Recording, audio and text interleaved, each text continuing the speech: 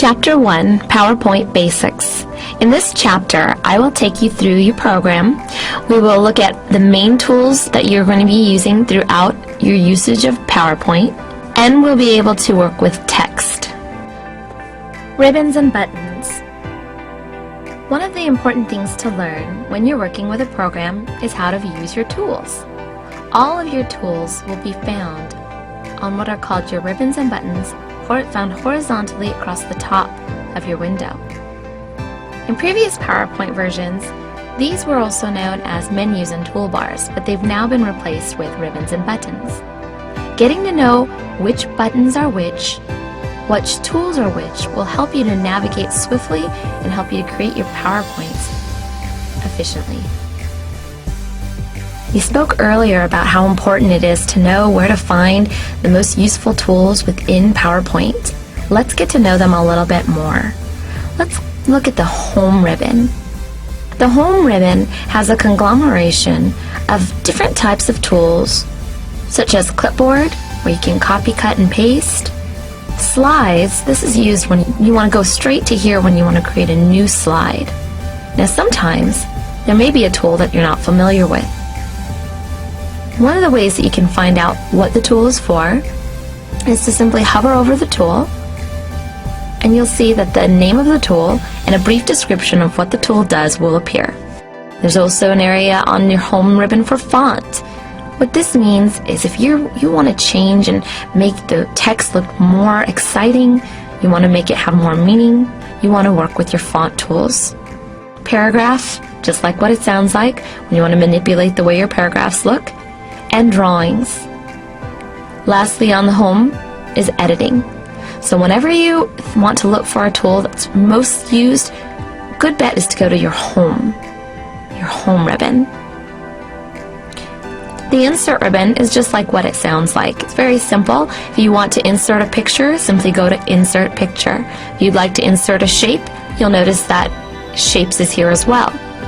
So as I mentioned, the Home ribbon is a conglomeration of many different tools that you're going to use very often. You'll notice that on the Home ribbon, you also have a way to insert shapes.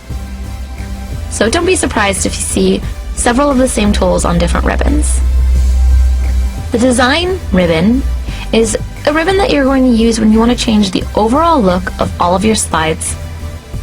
This will not deal with just font, but also working with your background styles and your page orientations. The Transition ribbon is a ribbon you're going to use when you want to change the effect when changing from slide to slide. So let's say you have a slide where you want to slowly surprise your audience. You can come to Transitions and move from one slide very slowly to the next slide. If you want to make things a little bit more exciting, you can have it move in a way of a manner of something like a movie. Transitions can be an effective way to send a more powerful message to your audience.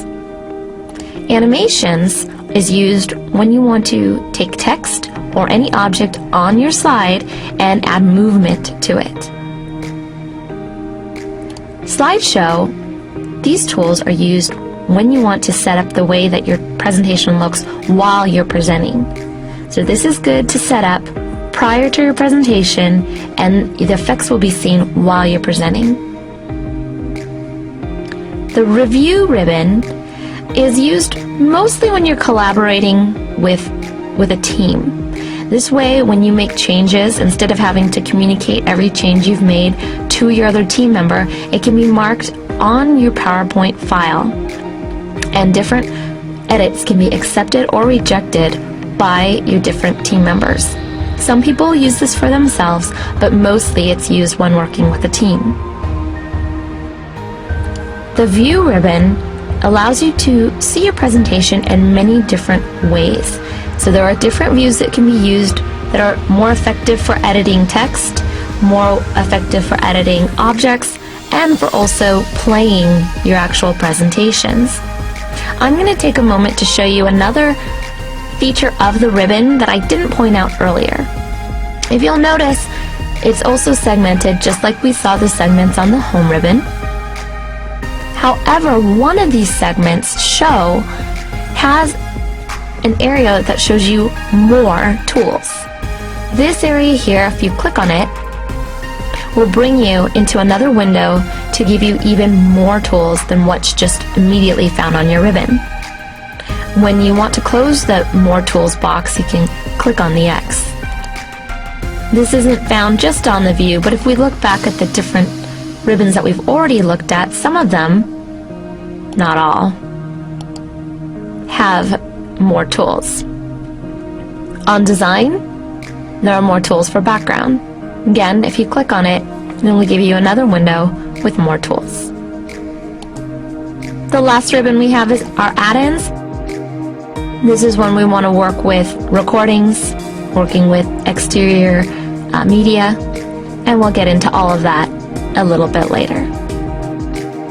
Some of the most important tools that you're going to find are found on the File tab. Those of you familiar with Microsoft PowerPoint might know the File tab by its other name, which was once called the Office button. Previous versions, prior to PowerPoint 2007, knew this as the File menu. These are all one and the same, but it's all very important to know when using PowerPoint 2010. Let's click on the File tab, and you'll see why this is so important. If you work hard on an incredible presentation and you don't know how to save it, that would lose a lot of time. So the File tab is where you're going to find Save, Save As, where you can open presentations, where you can close your presentations, and find recent presentations that you have been working on. Another tool that you need to know, very important, is how to print and how to find help. Always remember to save your files as you're working. Very important, so you don't want to lose any of that wonderful work that you've been doing. And again, this is called the File tab. Let's start creating a presentation.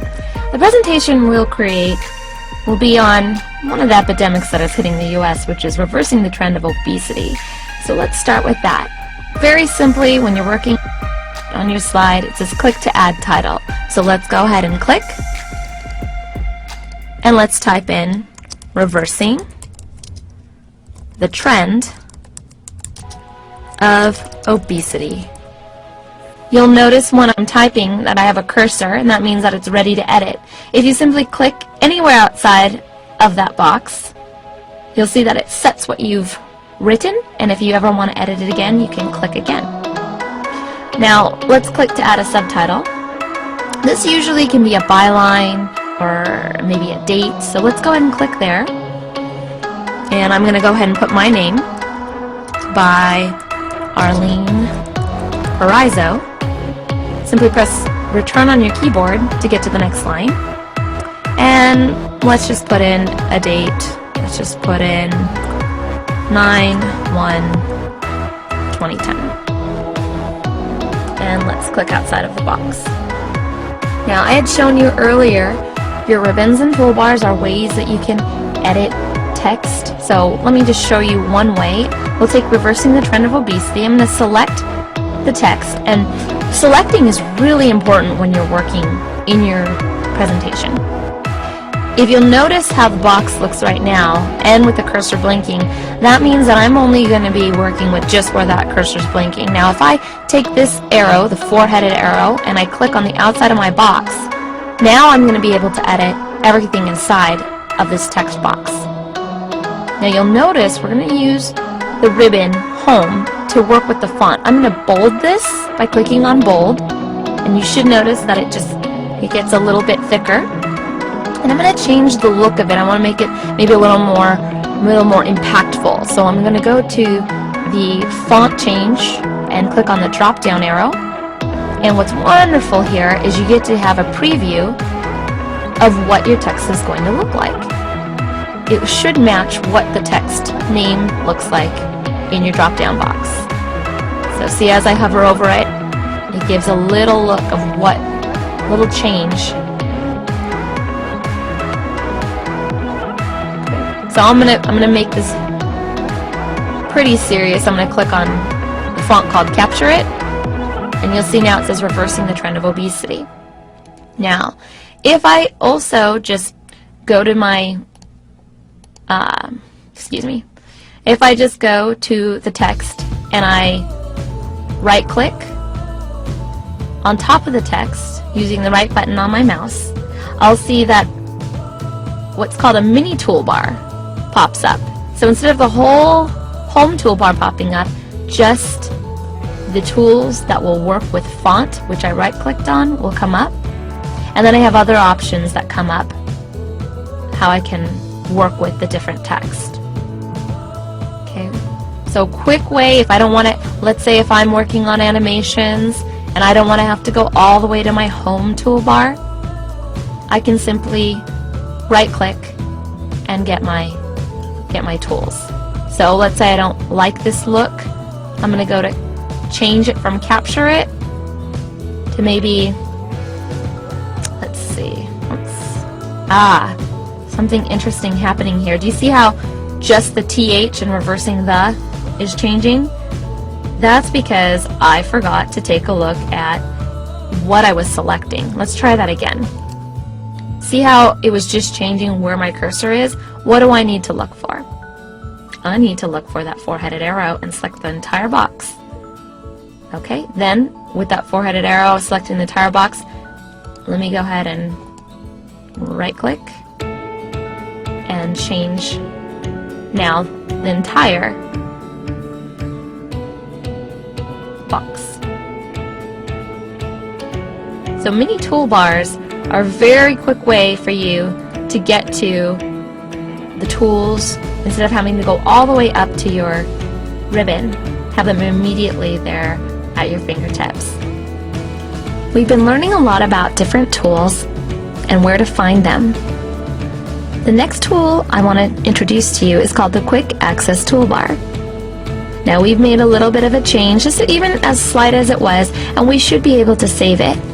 Instead of going all the way into the home ribbon, we can go to the Quick Access Toolbar, which is found at the topmost part of your screen. And you'll see looks like a little disc. That's your save button. Let's click on that.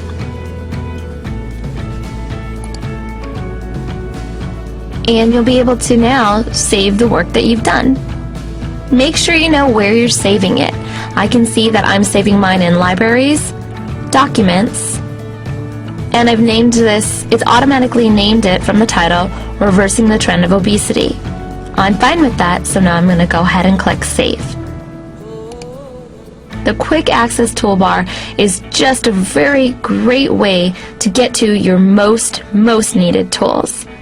Let's take a look at what we have. We have Save, we have Undo.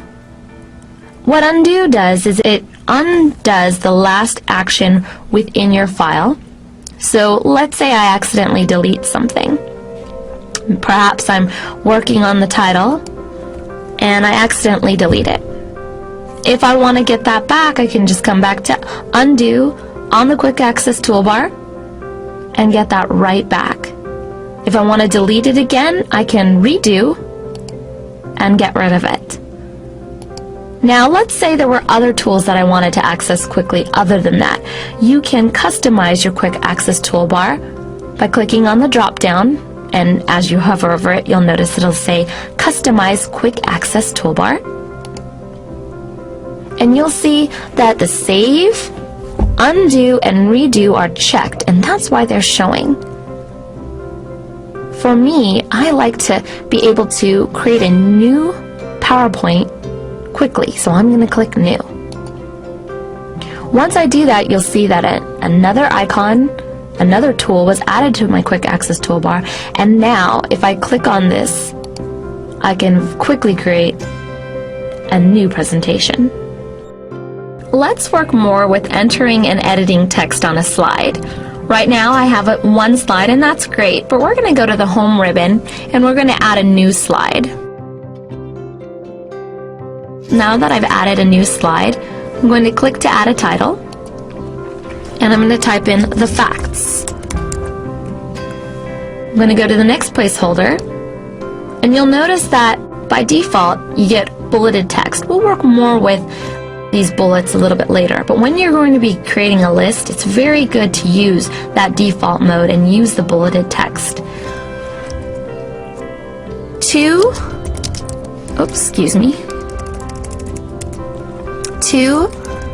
out of 3 American adults are overweight. When I press return to get to the next line, you notice that another bullet conveniently pops up for us. We really like that feature.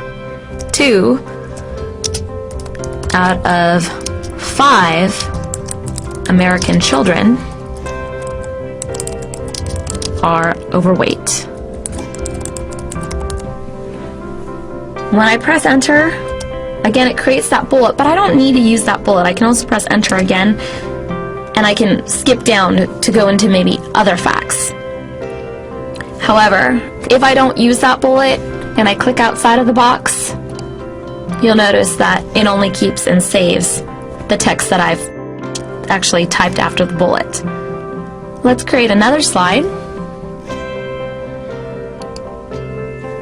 Notice this time, instead of just clicking on the top part of New Slide, I clicked on the bottom part with the drop-down arrow. Now what it does is it gives me an option to choose the layout that I want. The default layout was the title and content.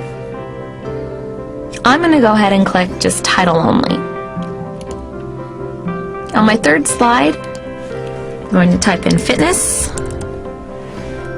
I'm going to create a new slide again, and this time I'm going to show you that when I hover over the new slide, it doesn't just tell me that it's a new slide, it also gives me 2-key combination, Control M. Control M is just another way to create a new slide. Let's go ahead and click in our placeholder, our text placeholder. And while I'm doing this, it's probably a good idea to go up to the quick access toolbar and save, so I don't lose any of the work that I've done. I'm going to go ahead and create another slide and type in overview. Now, if I'd like to edit this text, edit any of the text, remember that you can use your home ribbon or your mini toolbar. For overview, I want to add a little more emphasis. Now, another way to select your text is to double click on it, and there's the mini toolbar, pops up again. I'm going to hit bold, and I'm going to save. We'll be working more with text as we go through the lessons, but hopefully you've enjoyed the brief overview of how to enter and edit text on a slide. We've been entering text on our slides, and now I want to show you how to insert what's called a placeholder. A placeholder is simply those little boxes that you see that hold your place of where you want to add more information. Our placeholder we're going to add is a text box. Remember slide 3? Let's go to slide 3. Now, the layout that we used was called title only. And now I've decided that I want to add text underneath title only. One way I can do that is I can use my insert ribbon and go to text box. Once I do that, you'll notice that my cursor changes. Being aware of what cursor you have will give you a clue as to what tool you're using. So right now it looks like a little sword, and that's me being able to click and drag a text box. Now, the text box, if let's say it's not large enough, I can go to the handles on the text box, and I can use the double-headed arrow when I go on top of the circles to resize my text box, making it larger or smaller. Okay, I like it half the page right now.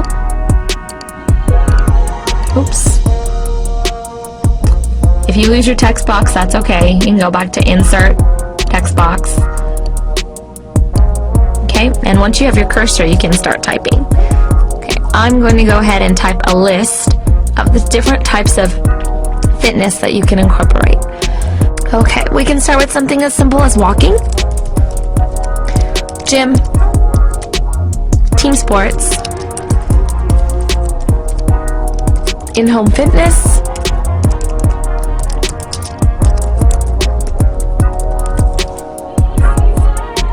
and competitions.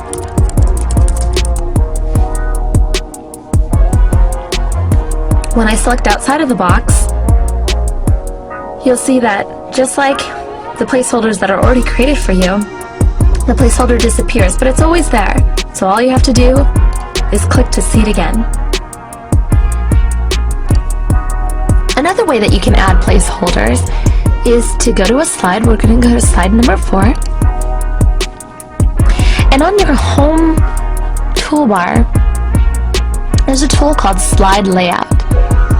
When I created this first slide, nutrition, or when I first created the nutrition slide, I created it with title only, but I can change that by clicking on changing my slide layout, and I can simply choose one that has content or placeholders. I'm going to choose one with 2 content, and now I'm going to add some information for nutrition. I'm going to go ahead and put in vitamins, minerals, amino acids, proteins, phytonutrients,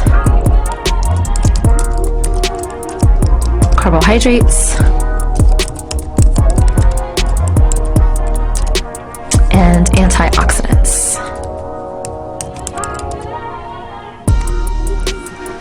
So a quick way to add placeholders is simply to go to Insert and choose Text Box, or you can change your slide layout by going to the Home and choosing the Slide Layout button. In this lesson, we're going to work with bulleted text.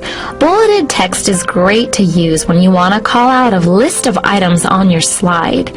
Now, on my fitness slide, I don't have an area to put in a list. I can either insert a text box. So I can go to Insert, Text Box, and I can draw in a text box and work from there.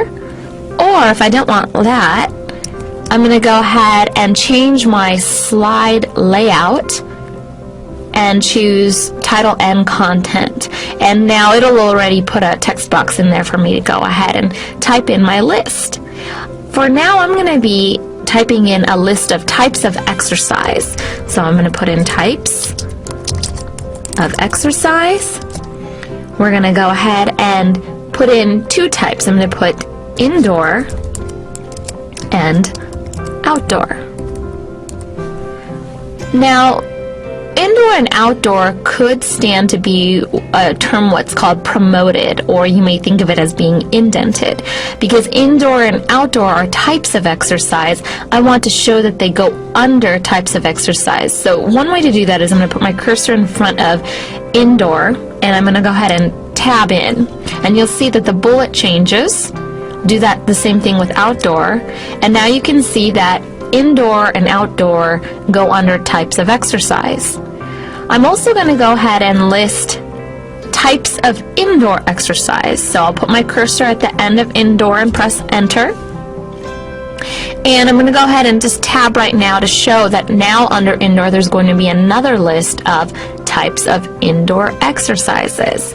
Let's go ahead and put in the treadmill and weightlifting.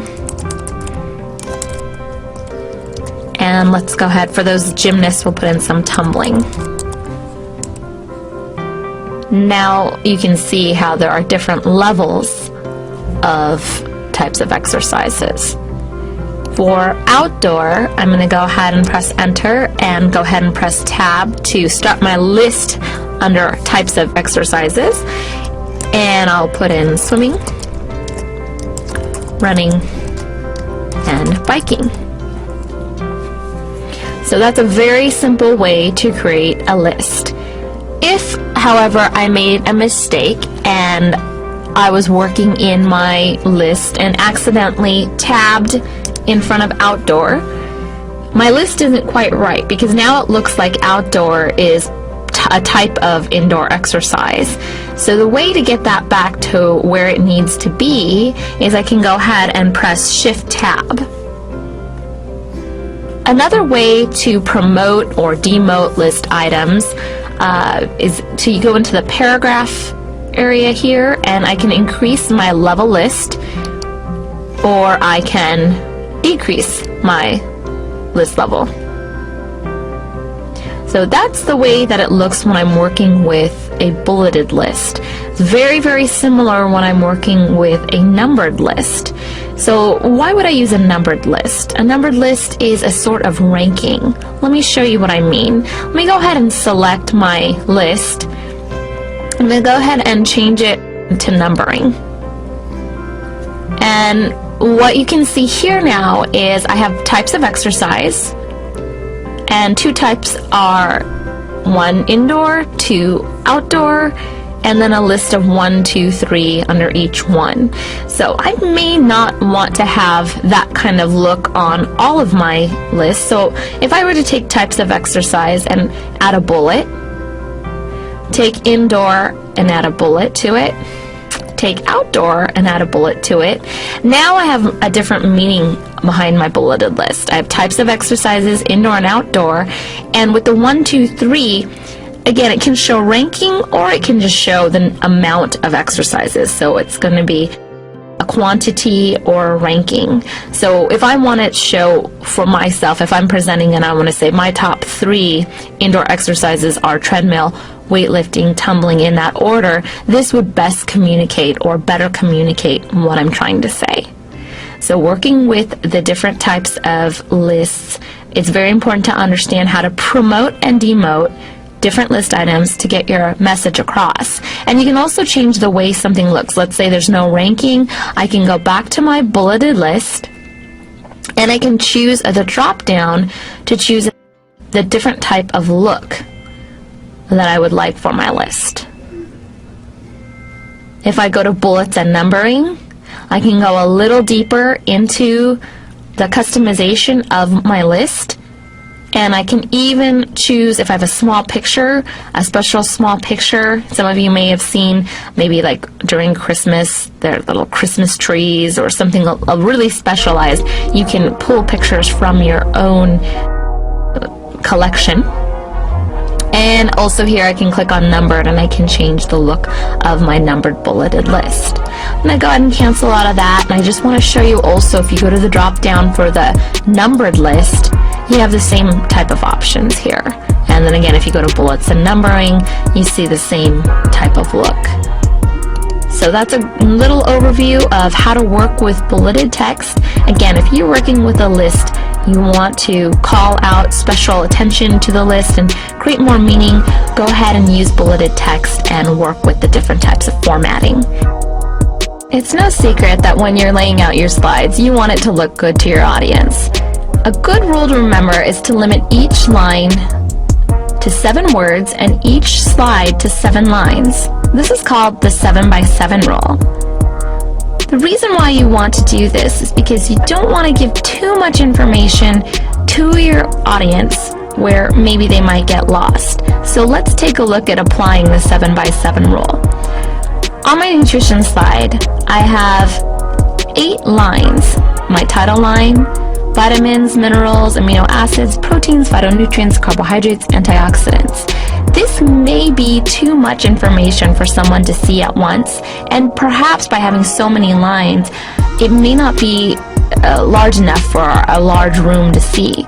So what I'm going to do is I'm going to consolidate 2 of my lines to meet this rule and add vitamins and minerals. If I want to make this larger, I can make it larger. Creates an extra line, but I can also manipulate my placeholder, get my double-headed arrow, and click and drag to make it a little bit larger. And that will look a little better and not allow for people to miss a line or get lost or have the font be too small for people to see far away. Let's apply the other part of the 7x7 rule by going to slide 2, the facts. This works okay for me. 2 out of 3 American adults are overweight. We have 1, 2, 3, 4, 5, 6, 7. Automatically, overweight has carried over to the next line, and that's okay.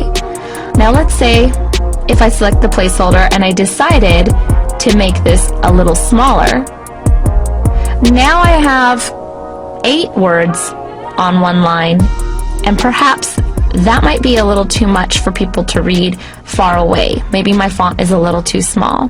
So, good rule of thumb, just remember to keep 7 words to each line and 7 lines to each slide. That's the 7 by 7 rule. There are many views to use while you're in PowerPoint to work with your slides. The view we've been using is called the normal view. There are 4 main views that you can find at the bottom of your screen. This view is the normal view, which we've been working on. So far we've been able to edit the text on our slides and move around from slide to slide. Another view that we have is called Slide Sorter View. In the Slide Sorter View, it's a really great way to see all of your slides at once. Now let's say, in this case, I wanted to make sure that the nutrition slide came before the fitness slide. This is the view where you can do that, where you can organize your slides. You cannot edit text within the slide, but you can actually manipulate each slide. So I'm going to go ahead and click and hold on nutrition. And I'm going to move my cursor. You see the cursor is carrying the slide, and I'm going to drop it when I see the line go right before the fitness slide. When I do that, you see that I've easily moved nutrition in front of fitness. So Slide Sorter View is great to be able to see all of your slides at once and to sort your slides, move them around. Let's go ahead and click on another view, which is called the Reading View. The Reading View gives you a little bit of an insight into what it's going to look like while you're presenting, but this is not what you're going to use while you're presenting. Now, I just took my mouse and I moved it slightly to move between the slides, but another way that you can do that is to use the buttons at the bottom of the Reading View. So if I were to hit the next button, I would see the next slide, so I can easily read this. Now, what's the difference between the Reading View and when I'm actually presenting? When I'm actually presenting, I don't want to see the title bar at the top, and I don't really want to see the options for the different slide views. But if I just want a quick way to see what it's going to look like and then maybe go back to the normal view to make a change, I can do that. That's what the Reading View is. Now, if I want to start and see what my slides look like if I were actually presenting, I can click on the first slide and click on Slideshow. Now I can see this as if I were actually presenting. You'll notice the difference between it and the Reading View is that it doesn't have the title bar at the top or the controls at the bottom. If I want to advance my slide, I can simply click my mouse to go to each one of the slides. When I'm done, you're going to see it says End of Slideshow, click to exit. And you're also going to see that there's some tools down here. We'll get more into using those tools a little later. The quick ones that you'd like to know probably are your arrow tools to go backwards and to go forwards. What you need to know at this point is to get back to editing. You can simply click Escape on your keyboard, or you can go to the end of your slideshow and click one more time and you're back in your normal view. In your normal view, there are 3 different panes that I haven't really manipulated yet, but you should know that you can. So if you go to that line between where you can move from slide to slide and the area where you can actually edit your slides, when you hover over that line, you get a double-headed arrow and you can click and drag to resize your panes.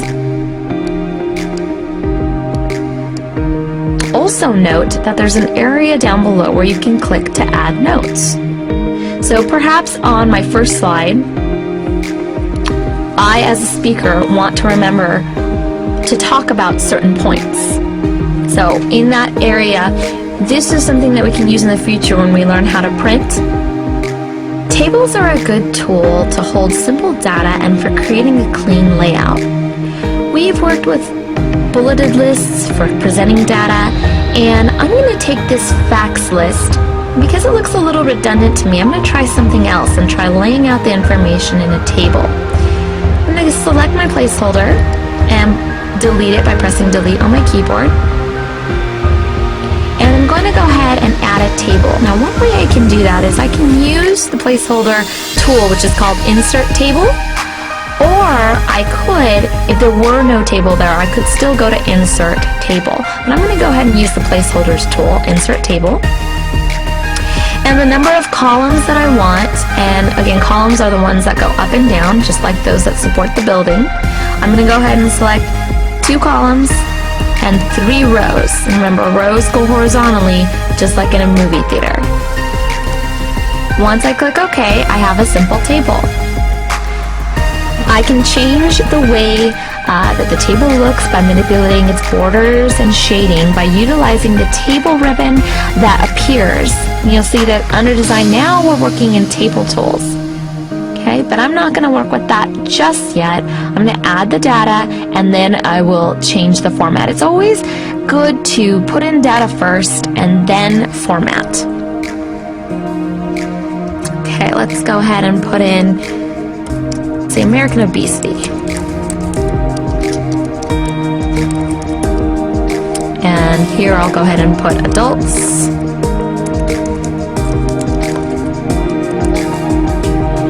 And I'm going to tab over and put 2/3. I'm going to tab again and put in children. And 2/5. Okay, for me, that is just a quicker way for me to get the facts, and I like this a little bit better than a bulleted list for this kind of information. Now, selecting the table, and again, this is kind of like a placeholder where if you get that 4-headed arrow, you can select the entire table. I'm going to go up to the design, and I'm going to see some of the different table styles that are already available. Notice as I hover over the different table styles, it allows me to preview what it may look like if I were to check it. But I'm going to see what else we have available. If you scroll through, there are many, many options. Okay, so I'm going to just try one like so. Keep going. Another like so. Okay, and if I want, I can go all the way back. I actually like the one at the top. Just keep it nice and clean like that. Now, if I have this selected, I'm also going to check with, I'm going to put the borders back in. I'm going to go ahead and select all borders. And I want to get rid of this line in the center here. I'm going to use the eraser, and you'll notice, again, my tool changes, looks like an eraser, and I'm going to click on the line I want to erase. Okay, now that I'm done with the eraser, I'm going to click on it again to put it away. So I have my regular tools. And now I'm going to work with the text within the table. I'm going to select the text and go back to home. And I'm going to go ahead and make this a little different.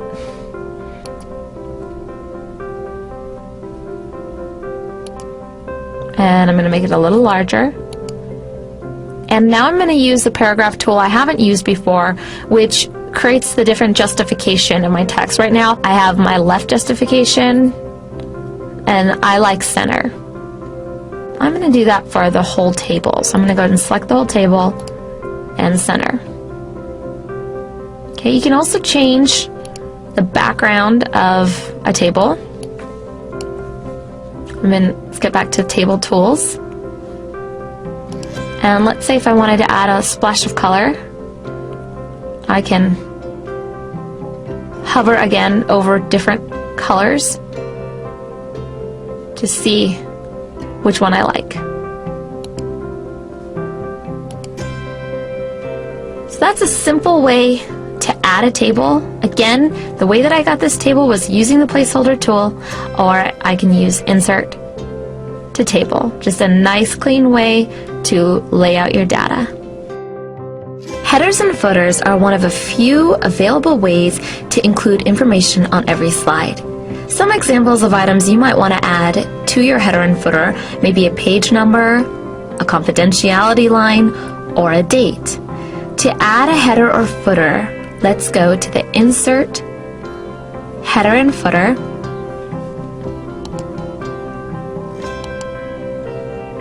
and you'll see very easily you could add date and time. When you add the date and time, update automatically means that every time you save, the date and time will be updated. So if you want to have a fixed date and time, you select fixed and then you put in the date. So perhaps today is 9/13, but my presentation will actually be on the 20th. I can change that right there, and then I can see that this is going to be on every slide. If I want the slide number, I can select slide number. Notice in the preview that this box lights up for slide number, because that's where the slide number will go. And also with date and time, if you didn't notice earlier, if I turn on and off the date and time, you'll see that's where the date and time will be added.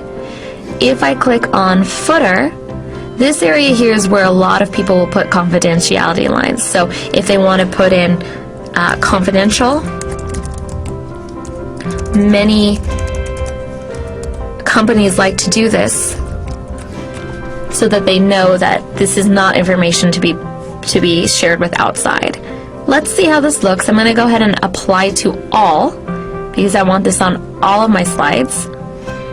And you'll see that the date 9/20, the footer confidential, and the page number show up. And I'm going to use, instead of clicking my slides where I've been showing you before here, I'm going to use this arrow to show you that at the bottom we've got that consistency with your headers and footers. Again, if you want to change it, you just simply go to Insert, Header and Footer, and maybe this time I don't want the confidential line. I can apply that to all, and again immediately you're going to see that all of my slides have that easily removed. So don't take time to number each one of your slides individually. Just remember that you've got that tool ready for you in header and footer.